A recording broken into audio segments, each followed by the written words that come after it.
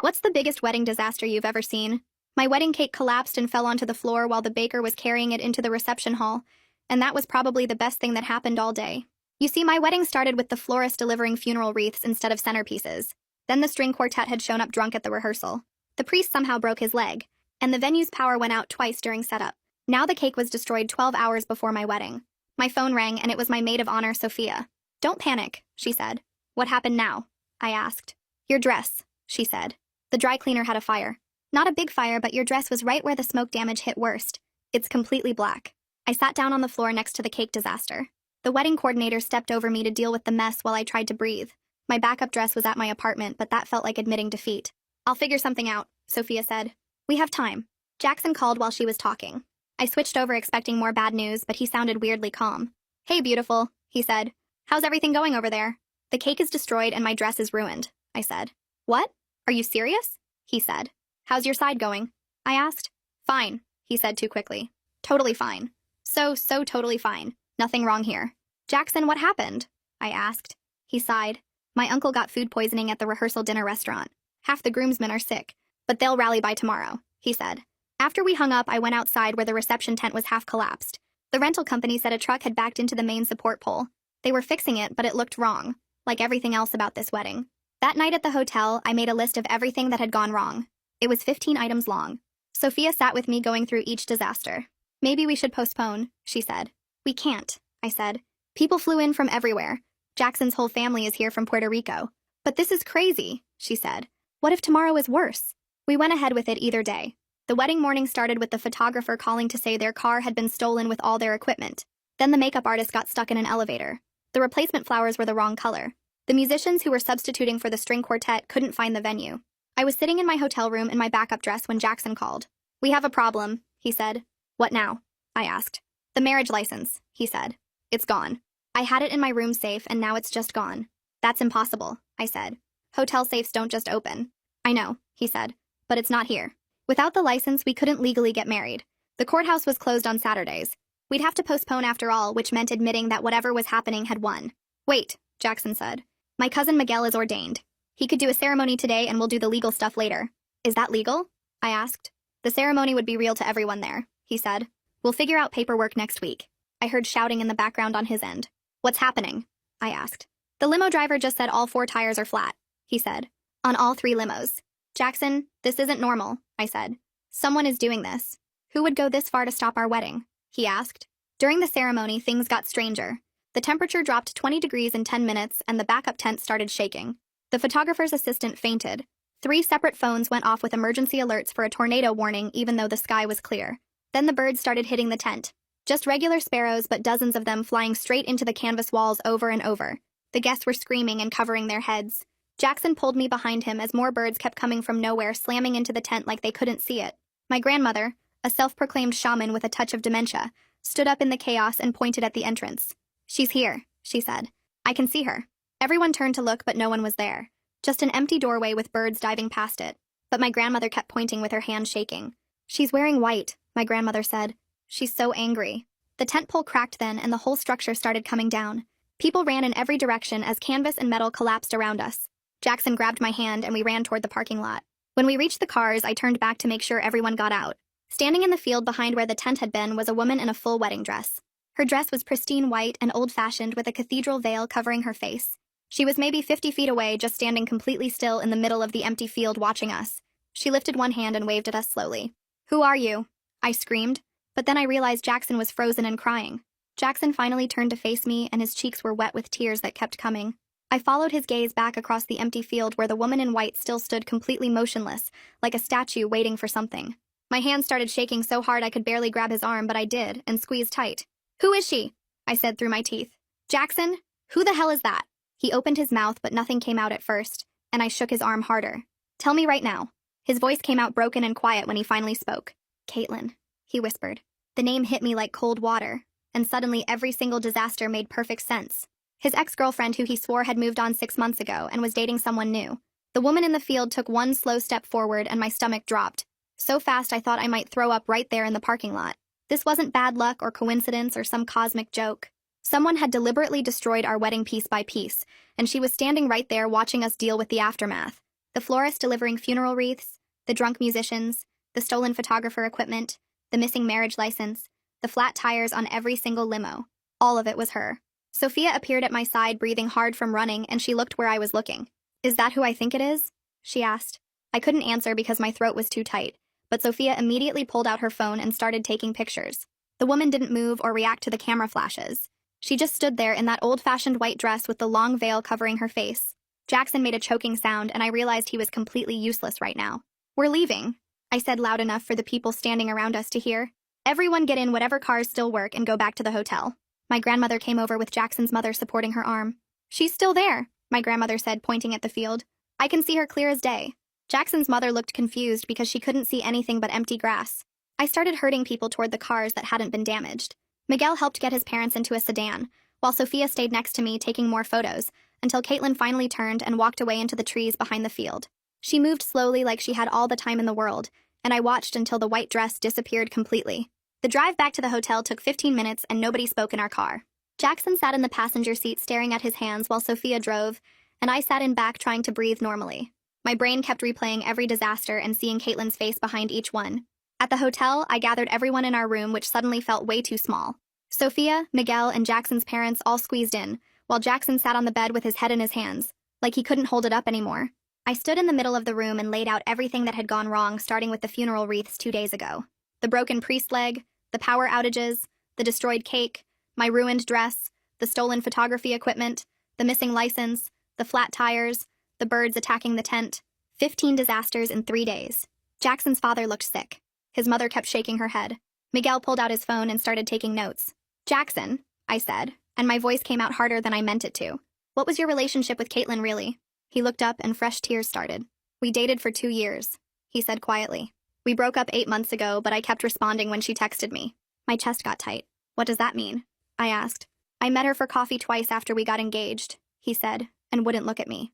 "Nothing physical happened, I swear, but I should have cut contact completely, and I didn't." His mother made a small sound. "Jackson, we talked about this," she said. "I told you to stop answering her messages."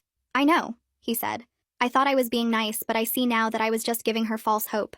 The anger that hit me was so strong I had to clench my fists to keep from screaming, but I pushed it down because right now I needed information more than I needed to yell at him. "Can she do this?" I asked. "Is she capable of planning all these disasters?" Sophia was already on her phone pulling up social media. "Found her," Sophia said, and turned the screen toward me. Caitlin's profile showed a pretty woman with dark hair and a bright smile. Her job title made my blood run cold. "She works in event planning," Sophia said, reading from the screen. "She coordinates weddings and corporate events for a company downtown." Of course she did. She would know exactly how to sabotage vendors and timing and all the little details that make events work. She would have contacts and knowledge and access to everything we needed for our wedding. Miguel stood up. "We need to call the police right now," he said. "This is criminal." "And tell them what?" I asked. "My fiancé's ex showed up in a wedding dress? That sounds crazy without actual proof." Sophia nodded. "She's right. We need evidence first or they won't take us seriously." She sat down at the desk and opened her laptop.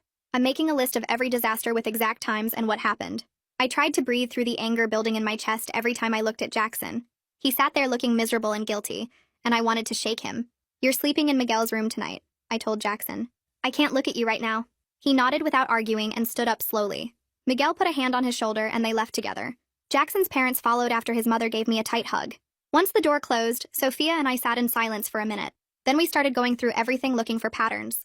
My phone rang around midnight and it was Paula, the wedding coordinator. "I just heard what happened with the tent," she said. "Is everyone okay?" I explained our theory about deliberate sabotage and Caitlin. Paula went quiet for a long moment. "That would explain something weird," she finally said. "Several vendor changes came through email in the last week. Different flower arrangements, musician substitutions, venue access times. It seemed odd, but I assumed you were stressed and kept changing your mind." My heart started pounding. "Can you forward me all those emails?" I asked. "Of course," Paula said. "Give me 10 minutes." Sophia and I waited, staring at her laptop screen until the emails started coming through. There were 7 of them spread across 5 days. Sophia opened each one, carefully reading the sender addresses. "Look at this," she said, pointing at the screen. The emails came from an address that looked almost exactly like mine but had one letter different. Instead of my name, it used a slightly misspelled version that would be easy to miss if you weren't looking carefully.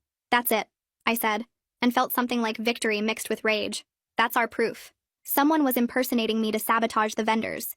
Sophia screenshot every email and started a document organizing all our evidence. We finally had something concrete that showed this wasn't just bad luck or coincidence. Someone had systematically destroyed our wedding, and we could prove it. That night, I stared at the hotel ceiling while Sophia slept in the other bed. Every time I closed my eyes, I saw Jackson's guilty face, or that woman in white standing in the field. My anger at him kept mixing with my need to prove what happened. Around 3 in the morning, I gave up on sleep and pulled out my phone to make notes about what we needed to do. By the time sunlight came through the curtains, I had a plan written out in my notes app. Sophia woke up around 7 and found me already dressed and pacing. She brought coffee from the lobby and her laptop without me even asking. We headed down to the hotel security office and asked to speak to someone about our missing marriage license. The front desk called back to security, and a guy named Dorian came out to meet us in a small office near the loading dock. He was maybe 40 with graying hair, and he actually listened when I explained the whole pattern of disasters. I showed him the emails Paula had forwarded and the list of everything that went wrong. Dorian nodded slowly and said he could pull the door logs for our floor to see who accessed our hallway. He typed on his computer for a few minutes while Sophia and I waited. The room smelled like old coffee and cleaning supplies. Dorian finally turned his screen toward us and pointed at a line of code. Someone had used a master override on our room safe at 3 in the morning the night before the wedding. He explained that only managers had that access, or someone who bribed a staff member to use their credentials. He promised to review the hallway camera footage and get back to us within a few hours. We thanked him and headed out to the parking lot where my car was still parked from yesterday's chaos. Next, we drove to the limo company across town. The manager was a woman in her 50s who seemed annoyed until I explained our sabotage theory. She walked out to their garage with us and actually got down on her knees to inspect the tires on all 3 limos that were supposed to transport our wedding party. After checking each one carefully, she stood up and brushed off her pants. She confirmed that all 12 tires were deflated using the valve stems, which takes time and knowledge. This wasn't random vandalism by kids. Someone deliberately tampered with every single tire in the early morning hours when nobody was around. She pulled up their security logs and showed us that someone had cut their camera feed from 2 to 4 in the morning. We got copies of everything and added it to our evidence folder. Back in the car, Sophia called our friend Ruben, who works in IT, and asked if he could help trace the spoofed emails. He said to come over right away. Ruben lived in an apartment downtown with 3 computers set up in his living room. He made us sit on his couch while he pulled up our wedding website on one screen and the email headers on another. Within an hour, he found that someone had reset the admin password 3 days before the wedding using a recovery email we didn't recognize. The recovery email was a burner account that looked like random letters and numbers. Ruben kept typing and clicking through different screens while explaining what he was finding. He traced the spoofed email domain to a burner account created exactly 2 weeks before our wedding date. The wedding website changes were made from an IP address at a co-working space downtown on 5th Street. He wrote down the address for us and said this was real evidence that proved someone planned this systematically. I felt my confidence growing as each piece of evidence connected to the next. I knew I needed to talk to Jackson even though I was still furious at him.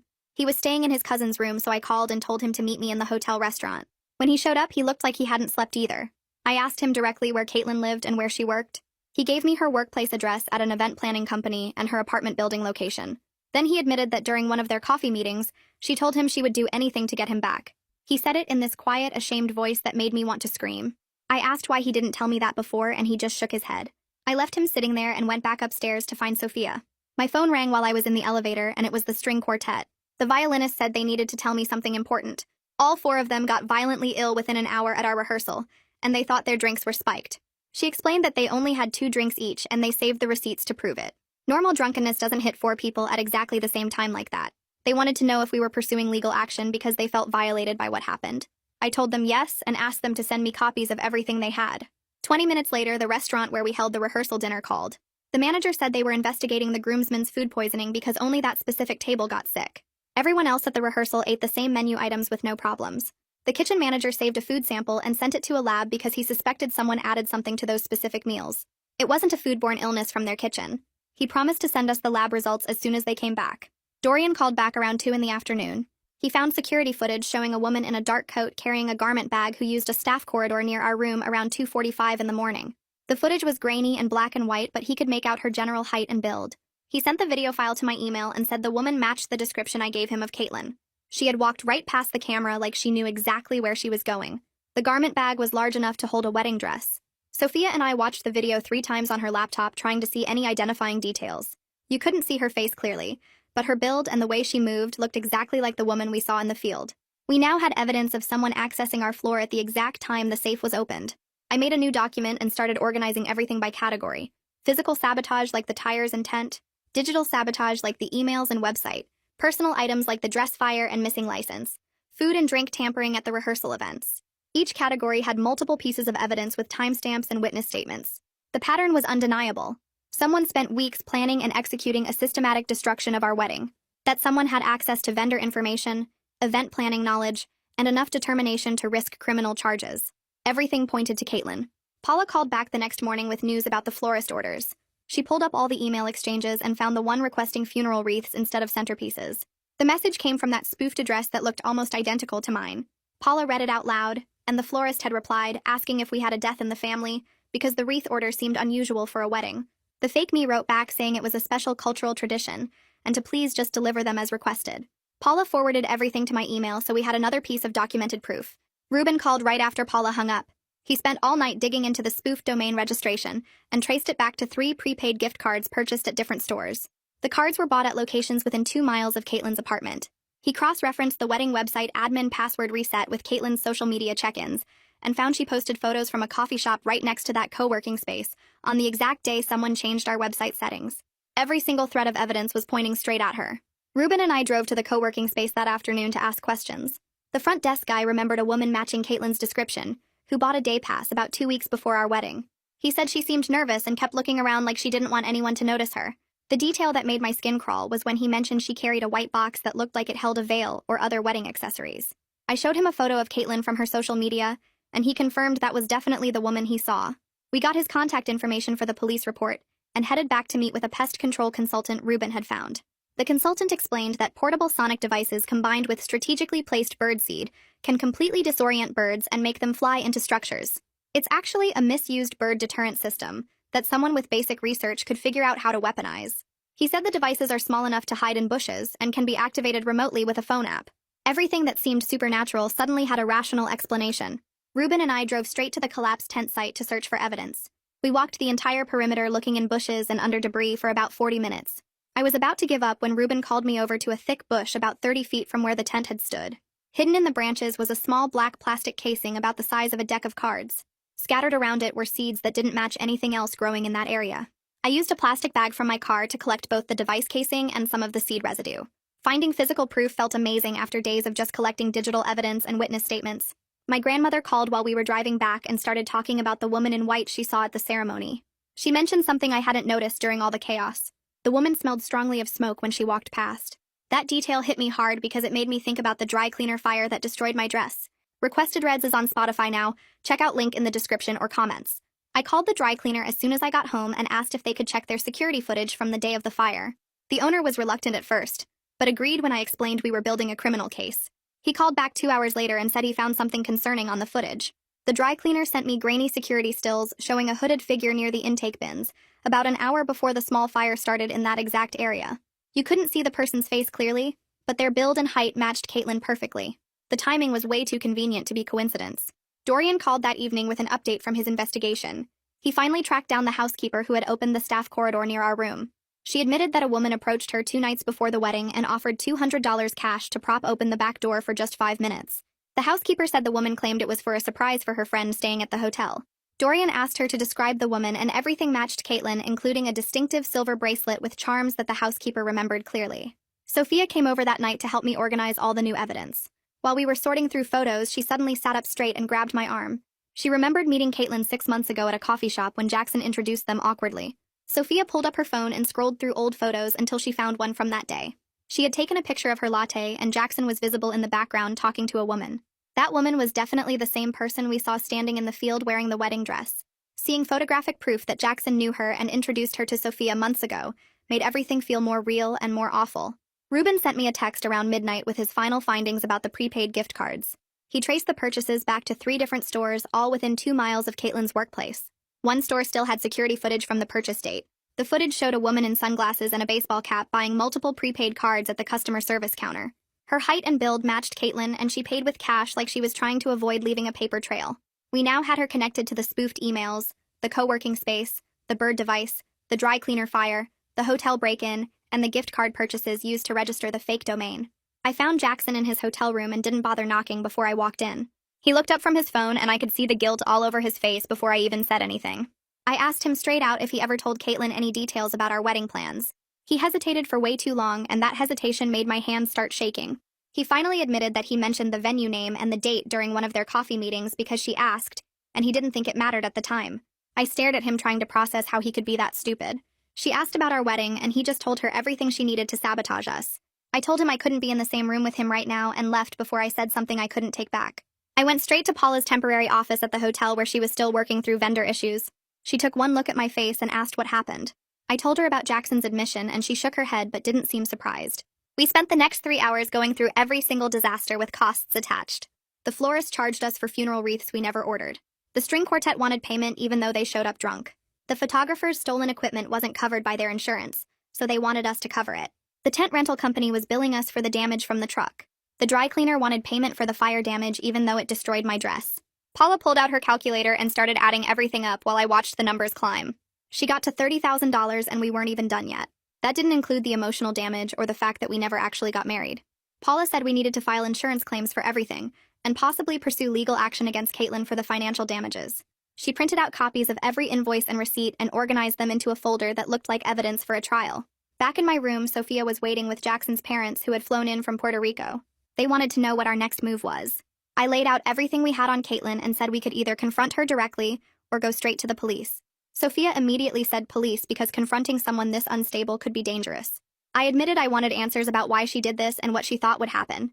Jackson's father said we should absolutely involve the police because if Caitlin went this far already, she might escalate further. His mother agreed and said they needed to protect us from whatever Caitlin might do next. I knew they were right, but part of me still wanted to look her in the eye and ask her why. Jackson showed up at the door and asked if he could come in. I almost said no, but his parents nodded, so I let him. I told him I needed complete honesty about what he said to Caitlin during those coffee meetings. He sat down on the edge of the bed and put his head in his hands. He said he complained about wedding stress and how overwhelming all the planning was. He admitted that Caitlin listened and comforted him and made him feel understood. He said she probably took that as a sign that he was having doubts about marrying me. Hearing him say it out loud made me so angry I couldn't sit still. I asked him if he realized he was basically telling his ex that he wasn't happy. He said he knew it was wrong, but he didn't think she would do something like this. Our argument got louder and Jackson's parents quietly left the room. I asked him directly if part of him wanted her to stop the wedding. He swore he didn't, but the way he said it made me doubt him. His guilt was written all over his face and I couldn't tell if he felt guilty about the coffee meetings or guilty about secretly wanting an out. I told him I needed space to decide if I even wanted to marry someone who couldn't set boundaries with his ex. He started to argue, but I held up my hand and told him to leave. After he left, I sat on the bed trying not to cry but failing completely. I heard a knock and assumed it was Sophia. But when I opened the door, Jackson's mother was standing there. She came in and sat next to me while I cried. She said she warned Jackson months ago to cut all contact with Caitlin completely. She told him that staying in touch with an ex while planning a wedding was disrespectful to me and dangerous for their relationship. She apologized for not pushing harder and said she would support whatever decision I made about the relationship. That made me cry harder because I didn't even know what decision I wanted to make. The next morning, Paula called with news from Caitlin's workplace. She had contacted their HR department pretending to verify employment for a vendor contract. HR confirmed that Caitlin took sudden emergency leave starting 3 days before our wedding. Paula also talked to a coworker who mentioned that Caitlin had been driving a blue hatchback that matched a car multiple people saw near our venue in the days leading up to the wedding. We were so close to having everything we needed for a solid case. I gathered all our evidence and went to the police station with Dorian, who brought the hotel security footage and access logs. The detective assigned to our case was a woman in her 40s who listened to everything without interrupting. When I finished, she said the pattern showed clear premeditation and multiple criminal acts. She took copies of everything and said they would open a formal investigation. Dorian provided his contact information and offered to help with any additional hotel records they needed. Walking out of the police station, I felt like we were finally taking control of the situation instead of just reacting to disasters. That feeling lasted exactly 4 hours. My phone buzzed with a text from an unknown number. I opened it and my hand started shaking so badly I almost dropped the phone. The photo showed the inside of my current hotel room. My backup dress was hanging in the closet exactly where I left it that morning. Someone had been inside my room and taken this photo. Caitlin somehow still had access and was sending me a message that she wasn't done. I called hotel security immediately, and Dorian came up to check my room. Nothing was missing or disturbed, but knowing she had been in there made my skin crawl. I forwarded the text to Ruben, who called back within 20 minutes. He said the text came from a VoIP service that masked the real number.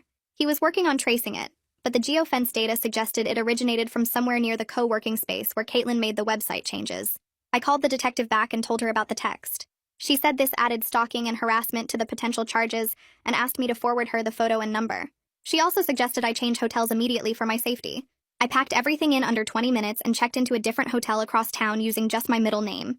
The new room felt safer, but I couldn't shake the image of someone standing in my old room taking that photo. Paula called while I was unpacking and her voice sounded tight with stress. She'd been checking vendor pages and found 3 negative reviews posted in the last hour, claiming we were impossible clients who refused to pay deposits and made unreasonable demands. The reviews were detailed enough to sound real, but Paula knew they were complete lies because she handled all vendor communications. We spent an hour documenting each fake review with screenshots and timestamps, while Paula contacted the vendors directly to explain the situation. Most of them believed us and agreed to flag the reviews as fraudulent, but the damage to our reputation was already spreading through wedding planning forums. Paula forwarded everything to the detective as more evidence of ongoing harassment and reputation destruction. Jackson's family gathered at his parents' hotel suite that evening to discuss what we should do next. His father wanted us to pack up and fly home to Puerto Rico immediately, arguing that no wedding was worth this level of danger and stress. His mother agreed and said we could have a small ceremony there once everything calmed down. But Jackson's grandmother stood up and said running away wouldn't stop someone this determined and obsessed. She looked directly at me and said we needed to face this properly with the authorities, instead of letting fear make our decisions. The room went quiet, and I felt everyone's eyes on me waiting for my response. I told them I understood their concern, but I agreed with grandmother that leaving now would just postpone the problem instead of solving it. My own grandmother called me later that night and asked to meet privately in the hotel lobby. She looked tired and worried when I sat down next to her on the lobby couch. She said she couldn't stop thinking about the woman in the field and what she saw in that moment. My grandmother explained that what she witnessed wasn't just heartbreak or sadness, but real malice and rage directed at both of us. She took my hand and told me I needed to choose safety and honesty over trying to salvage a wedding spectacle that was already destroyed. She also said Jackson needed to fully understand the seriousness of what his actions enabled by not cutting contact with his ex completely. I promised her I would prioritize safety and that Jackson and I were already in therapy to work through the trust issues. The detective called the next morning with lab results from the groomsman's food sample that the restaurant had saved. The lab confirmed the food contained dangerous amounts of over-the-counter laxatives mixed into the sauce, traced back to a purchase made at a pharmacy 2 blocks from our venue. The purchase was made using a loyalty card registered to an email address that connected directly to an account at Caitlin's workplace. I felt my chest tighten as another piece of evidence clicked into place, proving this was all deliberate and planned. The detective also said the bird deterrent device casing we found had a partial fingerprint that was processed through their system. The device brand traced to a specific hardware chain with locations throughout the city, and police were visiting stores looking for purchase records that might connect to Caitlin. I spent the day trying to distract myself but jumping every time my phone rang with updates. 2 days later, the detective called with news that made my hands shake. A hardware store 3 miles from our venue produced a receipt for the exact sonic device model we found, purchased 4 days before our wedding. The receipt showed payment with a corporate credit card, whose last 4 digits matched a card Caitlin used for work travel, according to her employer's records. The store's security footage showed a woman in sunglasses buying the device, and the build and clothing matched Caitlin's appearance in other footage we'd collected. I sat on the hotel bed staring at my phone as the detective explained that the evidence was strong enough to make an arrest, but getting a confession would make the case even stronger. She suggested we could set up a controlled meeting with Caitlin where I would wear a wire while plainclothes officers watched from nearby. My stomach dropped at the thought of sitting across from Caitlin and confronting her directly about everything she'd done. I told the detective I needed to think about it and talk to Jackson and Sophia first. Sophia came over immediately when I called and listened while I explained the wire plan. She said it was my choice, but she understood if I was too scared to do it. Jackson arrived 20 minutes later and said he would support whatever I decided, but he thought getting a confession might give us closure and ensure Caitlin faced real consequences. I thought about my grandmother's words about choosing safety and facing this directly, instead of running away. After an hour of discussion, I told them I was brave enough to do it if police were nearby and could step in if things got dangerous. The detective walked me through the plan and gave me the VoIP number Caitlin had used to send the stalking text. I typed out a message saying I knew what she did and asking to meet and talk. My finger hovered over the send button for a full minute before I pressed it. Caitlin responded within 3 minutes, agreeing to meet at a busy cafe downtown the next afternoon, and my stomach started churning with anxiety that didn't stop for the next 20 hours. The cafe was crowded with the lunch rush when Jackson and I arrived early to meet the plainclothes officers. The detective showed me the small recording device clipped under my shirt collar and reminded me to keep Caitlin talking about specific incidents. 2 officers took tables near us pretending to work on laptops while another sat at the counter. Jackson sat across from me and squeezed my hand under the table as we waited. Caitlin walked in exactly on time, wearing dark jeans and a black sweater with the same silver bracelet the housekeeper had described dangling from her wrist. She looked completely calm and composed as she sat down in the empty chair and smiled at both of us. She asked if we were finally ready to admit the wedding was a mistake, and that she'd done us a favor by stopping it. My mouth went dry, but I forced myself to ask what she meant by stopping it. Caitlin leaned back in her chair and launched into a speech about how Jackson never really loved me, and only proposed because he felt pressured by his family. She said she was saving him from making a terrible mistake by marrying someone who didn't understand him the way she did. Her voice was steady and confident as she listed every disaster she'd caused, framing each one as protective rather than destructive. She talked about changing the florist order to funeral wreaths because our relationship was dead, spiking the musicians' drinks because our ceremony deserved to fail, poisoning the groomsmen because Jackson's friends never supported their real connection. She described breaking into our hotel room to steal the marriage license like it was a noble rescue mission. The complete lack of remorse in her voice made my skin crawl as she kept talking about how much she loved Jackson, and how everything she did was motivated by wanting to protect him from me. Jackson's chair scraped against the floor as he pushed back from the table and stood up. His hands were shaking, but his voice came out steady when he looked directly at Caitlin and told her he loved me, that he was sorry for leading her on by not cutting contact completely, but what she did was criminal and completely wrong. He said there was no excuse for poisoning people, destroying property, and trying to ruin our lives. Caitlin's confident expression cracked for the first time since she sat down. Her mouth opened slightly and she stared at Jackson like she genuinely expected him to thank her instead of condemn her. She reached across the table toward his hand, but he pulled away and sat back down next to me. The shock on her face shifted into something harder as she realized we weren't here to admit she was right, or to break up because of her intervention. I told her we had evidence of everything she did and we were pressing charges. Her chair squeaked as she stood up fast and grabbed her tote bag from the floor. She said she needed to leave and started backing toward the cafe entrance. The two plainclothes officers at nearby tables stood up at the same time and moved to block her path. One of them showed his badge and told her to sit back down. The detective from the counter approached our table and explained they had enough evidence to detain her for questioning, based on the recorded confession and physical evidence collected. Caitlin didn't fight or run, but she refused to sit back down. She stood there with her arms crossed, insisting she did the right thing, and that we would thank her someday when Jackson realized he was making a mistake. The detective asked her to come to the station voluntarily, or they could arrest her right there. She chose to go voluntarily, but kept talking about how Jackson deserved better, and how she was protecting him from a bad marriage. At the police station, they took Caitlin to an interview room while Jackson and I waited in a different area with the detective. After about 40 minutes, another officer came out carrying a clear evidence bag with our marriage license inside. The detective explained they found it in Caitlin's tote bag, along with a hotel master key card that she obtained by bribing a hotel employee with $200. The hotel had already fired the employee after reviewing security footage, and the employee was now cooperating with the investigation to avoid charges. They also found receipts for the Sonic Bird device, prepaid gift cards used to register the spoofed email domain, and a notebook with detailed plans for each disaster written in Caitlin's handwriting. The evidence was overwhelming, and they said the district attorney would likely file multiple felony charges within the next few days. Paula met us at a coffee shop the next morning to help sort through the insurance mess. She had contacted every vendor and explained the situation, providing police report numbers and evidence documentation. Most vendors were understanding once they knew we were victims of deliberate sabotage rather than difficult clients. Paula walked us through filing claims for the damaged cake, ruined dress, stolen photography equipment, and the tent collapse. The insurance company would need time to process everything, but Paula thought we could recover about 60% of our losses. The detective called while we were reviewing paperwork to let us know we could also pursue civil restitution once the criminal case was resolved. That meant Caitlin might be ordered to pay back some of our financial damages as part of her sentence, though Paula warned that collecting on civil judgments could take years and wasn't guaranteed. That evening, we gathered both families in a conference room at the hotel. Jackson's parents flew back from Puerto Rico thinking the wedding chaos was over, so seeing them walk in looking confused and worried made my stomach hurt. I started from the beginning, explaining how we realized someone was sabotaging us, and walked through the investigation step by step. Sophia helped by showing the evidence photos on her laptop while I talked. Jackson's father got redder and angrier as the story went on, finally interrupting to demand why Jackson hadn't cut off contact with his ex completely after getting engaged. Jackson admitted he made a terrible mistake by meeting Caitlin for coffee and responding to her texts because he thought he was being nice by staying friendly. His father said that wasn't nice, it was stupid and disrespectful to me. The room got tense and quiet until Jackson's mother put her hand on her husband's arm and said they needed to focus on supporting us moving forward rather than dwelling on past mistakes. My parents agreed, and my father said what mattered now was that the person responsible was caught and we were safe. Everyone spent another hour asking questions about the evidence and the charges before finally accepting that the crisis was actually over. Miguel pulled Jackson and me aside as families were leaving and said he wanted to offer something. He explained that he was ordained and could perform a small symbolic vow exchange with just immediate family present, and we could file the legal marriage paperwork later once we had a new license.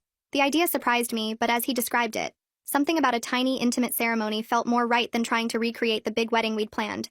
I told Miguel I needed to think about it because I wasn't sure I was ready to get married at all after everything that happened. Jackson looked hurt, but nodded and said he understood. Over the next few days, I threw myself into practical tasks that made me feel more in control. Jackson and I changed every password on every account, going through banking, email, social media, and vendor portals one by one. I filed for a restraining order against Caitlin with help from a victim advocate at the police station. The paperwork took hours, but knowing she legally couldn't contact us made me breathe easier. Paula became our single point of contact for all remaining vendor communications, which meant Caitlin couldn't impersonate me anymore even if she tried. We installed new locks on both our apartments, and I set up security cameras that sent alerts to my phone. Taking these concrete steps to protect ourselves helped me feel less like a helpless victim, and more like someone who could fight back. I asked Jackson to sit down with me one evening and told him directly that I needed us to go to couples therapy before I was ready to actually get married. I explained that his failure to set boundaries with Caitlin enabled everything that happened, and I needed to trust him again before I could commit to marriage. He agreed immediately without arguing or making excuses. He pulled out his phone right there and started searching for therapists who specialized in relationship boundaries and trust issues. Within 20 minutes, he had booked our first session for the following week and showed me the confirmation email. The speed of his response surprised me, but also helped me believe he understood how serious this was. The detective called with an update about the charges. The district attorney was filing 4 felony counts against Caitlin, including vandalism, criminal trespass, fraud, and arson related to the dry cleaning fire. She was also being evaluated for a mental health diversion program that might reduce her sentence if she completed treatment. Either way, she would have a no-contact order that lasted at least 5 years, meaning she couldn't legally contact either of us or come within 500 feet of our homes or workplaces. Violating the order would result in immediate arrest. The detective explained that the evaluation would determine if Caitlin qualified for mental health treatment instead of prison time, but she would still have a criminal record and conditions she had to follow. Ruben showed up at my apartment with his laptop and said he finally figured out the tornado alert mystery that had been bothering him. He pulled up the wedding website admin panel and showed me that Caitlin had hijacked it after resetting the password. She used the website's notification system to send spoofed emergency alerts that looked like they came from the National Weather Service, but actually originated from our own wedding site. Every guest who downloaded the wedding app to their phone received the fake tornado warnings, because the app had permission to send push notifications. Ruben spent the next 2 hours helping me contact every guest with instructions to delete the compromised app and reset their phone security settings. Some guests were angry about the privacy breach, but most were just relieved to understand what happened, and grateful we were helping them fix it. 2 weeks dragged by while we waited for the courthouse to process our new marriage license application. Jackson and I spent most of that time in therapy sessions working through the boundary issues that let Caitlin get so close to destroying everything. The therapist made Jackson write out every interaction he had with Caitlin after we got engaged, and reading that list made my stomach hurt, but it also helped me understand how he gradually gave her hope without meaning to. We decided on a city hall ceremony with just our parents, siblings, and Miguel, who agreed to officiate again. The idea of something small and private felt safer than trying to recreate the big wedding that had turned into such a nightmare. Paula helped us cancel all the original vendor contracts and file insurance claims for the financial losses. The restraining order against Caitlin came through, and the detective confirmed she was going to trial on multiple felony charges. Knowing she couldn't legally come near us helped me sleep better at night. The City Hall ceremony happened on a Thursday morning with just 12 people present in a small room with fluorescent lights and boring beige walls. Jackson wore a simple suit, and I wore a blue dress I bought off the rack the day before. Miguel kept the ceremony short and meaningful, focusing on honesty and commitment instead of flowery language about destiny.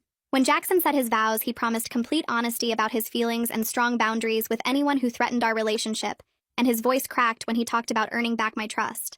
I promised to communicate my fears instead of bottling them up and to give him the chance to prove he could change. We signed the actual legal paperwork right there with a court clerk as our witness.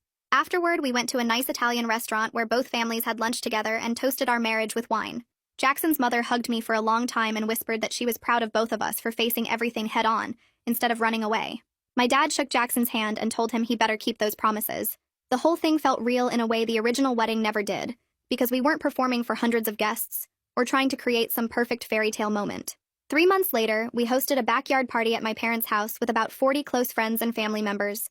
We set up picnic tables and string lights and ordered barbecue from a local place instead of trying to do anything fancy.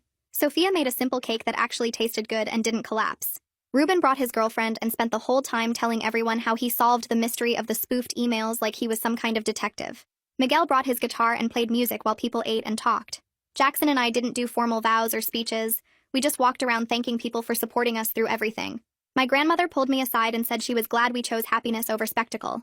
Jackson's father cornered him near the grill, and I saw them having what looked like a serious conversation that ended with a hug. I still get anxious sometimes when things go wrong or when Jackson's phone buzzes with a message from someone I don't know. But he shows me his messages now without me having to ask, and he tells me immediately if anyone from his past tries to contact him. We're not perfect, and we still argue about stupid things like whose turn it is to do dishes. But we're honest with each other in a way we weren't before, and we're surrounded by people who actually want us to succeed instead of people who showed up for free food and an open bar. That feels like the real victory. That's my side of it. But what about you? I'd love to hear how you would have handled it, so drop a comment and let's compare.